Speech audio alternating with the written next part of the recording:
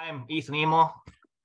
I farm in northeast corner of Iowa, about 30 miles from Minnesota and Wisconsin.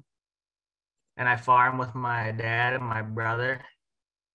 We grow a pretty strict rotation of 2 years corn and 1 year's beans. We're in the Yellow River watershed, which has been a pretty active watershed for cover crop stuff. That's kind of how we got started. We've been seeding cover crops for around 10 years, and then we started using Camelina about 5 years ago. We farm a fair amount of pretty steep stuff. A lot of our stuff is 10 to 20 degree slopes. We do have some 2 to 5s. We have some 20s to 40s on the edges. A lot of ours, pretty much from everything on the contour. Mostly a lot of Fayette, a lot of down soils where we're at. And as I said, we farm a lot of stuff in the Yellow River watershed. When we first got started doing cover crop stuff, it was primarily rye. It was primarily rye after bean stubble. At that time, we were just using a single disc John Deere grain drill. We ended up updating and getting a double disc John Deere grain drill, but it still was no-till drill. After a while getting into it, we saw and had some opportunities to do some stuff following corn. And the grain drill didn't really do what we wanted it to do behind corn stalks. It also got pretty hard on the drill. We ended up putting a air box seeder on our vertical till, and that's actually worked really good going into corn stalks. We've used that on bean stubble some too. It kind of shortens up you can get a lot done in a day's time with the vertical till and an air box compared to a 10 or 13 foot grain drill.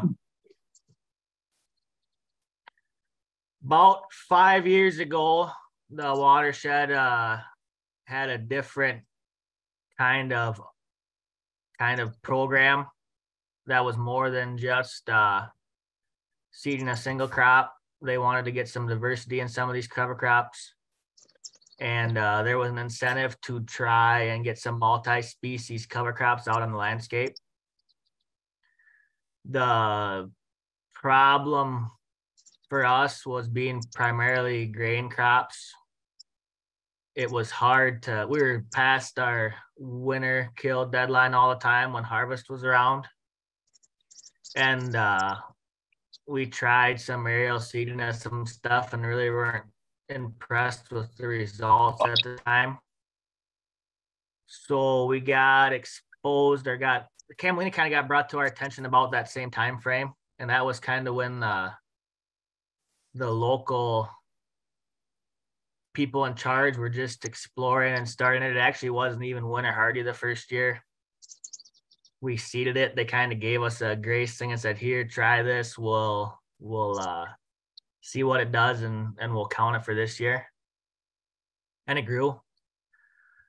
We've had it come back in the spring every year that we've seeded it.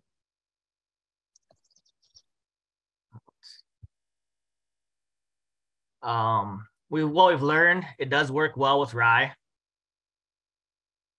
So it's come back all the time. We did have it freeze off once. It came that spring, and then about the last week of April, we had 3, and it was probably 3 to 5 inches tall. And the last week of April, we had 3 nights of 24 degrees in a row, and it was gone. It didn't take that very well. But every other year we've had it. This picture is taken about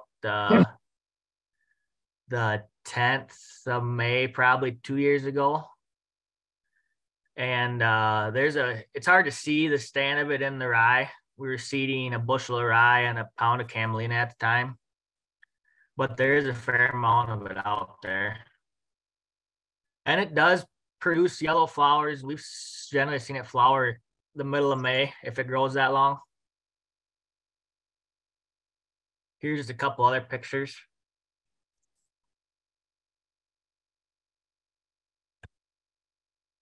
Here's a picture from one of our local NRCS agents. He's been interseeding, fall seeding cover crops, and the information's down below. The Camelina and the rye were fall seeded, and then everything else was spring seeded. And this picture was taken not too long ago.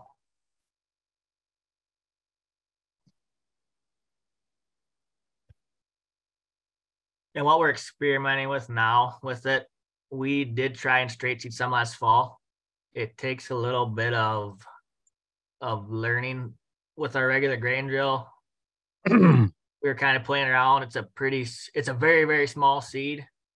So getting the drill set takes time. I don't think we quite got it. We didn't do a lot of acres of straight last year. So we didn't quite get it dialed in all the way, but we got it pretty close. But so like on our alfalfa box on our John Deere drill, we were at like a 1 or 1.5 setting, which gets pretty touchy.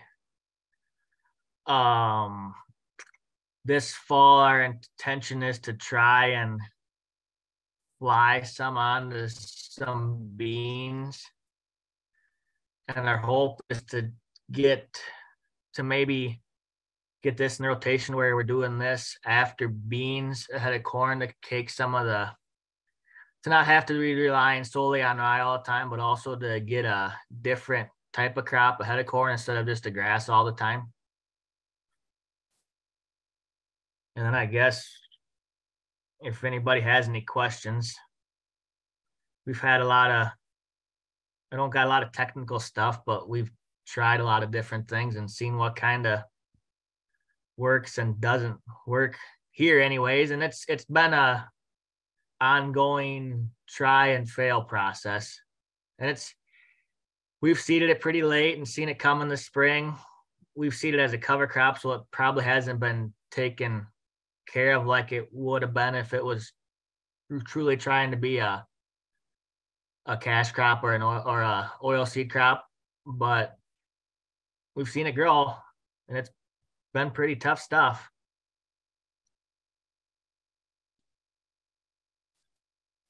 All right, thanks, Ethan. Got some questions here for you. So how do you manage the rye and Camelina termination? When you're co-seeding the rye and the Camelina, can you go through the rates you have been using and kind of what you've been seeing? Are you plan on adjusting those, or do you think you kind of got dialed in, or can you further go into that a little bit? I guess depends what your objectives are. We've been doing a lot of 1 bushel rye, 1 pound of Camelina. One thing, it met the specs for the program we were in. We kept the rye rate. We could have backed the rye rate off. Actually, we've kept the rye rate up just because with the slopes and stuff the way it is. And the good rye cover crop we think gives us a lot of value for soil erosion in the springtime on our slopes.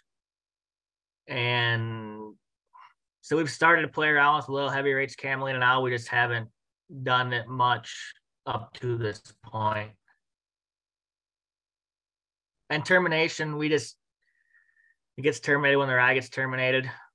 Usually it's just Roundup or depending on how thick it is and stuff, we usually put our pre-emerge with it too.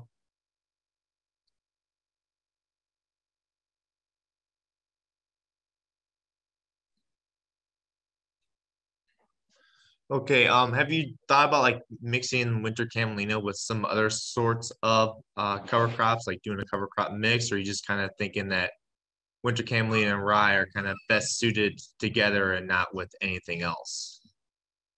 We're actually starting that process this fall. Being the apple or the seeding window we were having before, we didn't really have that option. Everything had to be kind of winter hardy when we were seeding post harvest. Now we have access to it. We're gonna try and incorporate some more different types of cover crops because we have that seeding date option. And yeah, we're gonna try some Camelina with some other stuff and just kind of see what sticks, I guess. That's kind of how we got to where we are now is just try it and see what happens. Yeah, it kind of seems to be the motto with any sort of cover crop. You just try and see what happens. And when it works, it's great. And when kind of doesn't work as you anticipate, it's a learning experience in there. Um, have you had any issues like with the rye kind of affecting um, the rye residue affecting corn stands and yield? Is that kind of and also why you're trying to probably maybe position more with Camelina than rye? Yeah, this year probably highlights that more than I would say. We've had more problems this year than we've seen the 10 years prior to. I mean, with the extreme dry we've had, it sure looks ugly in spots. It's and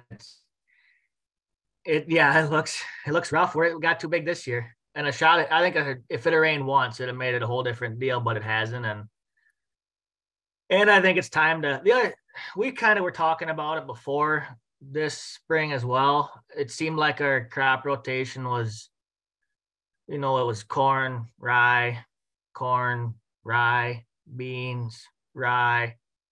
It just didn't seem like we had there was a window there for more diversity, and now we've got the availability to try and do some of that. It just seemed like we were just we still had the cover crop part, but it was almost a narrower window or less diverse than what our cash crops were.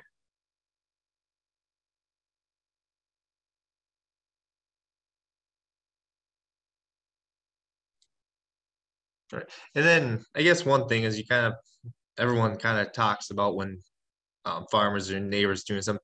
Do you any like your neighbors kind of come up to you and ask you what you're doing and kind of have you seen any growth around your area, or is it kind of just you're just kind of the one still doing it with winter camelina? The Camelina thing. So the rye thing started and has slowly taken off, especially in the watershed. There's been more and more people doing it, more people getting comfortable and seeing their neighbors do it. The Camelina thing's gotten a lot more interest in the last 2 years for sure. There was a little bit of people that did some 2 falls ago. There was a lot more people that I know did it last fall. I think some of it has to do with the programs that are available, but I think some people are, so they want to do this multi-species stuff, but they're doing it after grain harvest, and there really isn't a lot of other options. And this does grow. It seems like it works, and our aerial stuff around here seems like it's been really hit and miss. And maybe I don't know if it's been that way everywhere else, but there really isn't it seemed like that was big at one time, and you don't see very much of that here locally anymore. And I think this is kind of giving people the option to have some diversity and be able to do it with a method that we think seems to be a little more consistent.